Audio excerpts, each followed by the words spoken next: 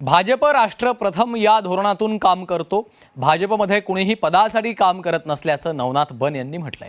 CM पदासाठी तुम्ही बाळासाहेबांचे विचार सोडले. ऑपरेशन देवेंद्रच्या विधानावर नवनाथ बन यांनी पलटवार केलाय. भारतीय जनता पार्टी राष्ट्र प्रथम या धोरणातनं काम करते.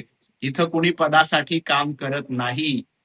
मुख्यमंत्री पदासाठी वंदनीय हिंदू हृदय सम्राट बाळासाहेब ठाकरे यांचे विचार तुम्ही सोडले. हिंदुत्ववादाला शिव्या दिल्यात.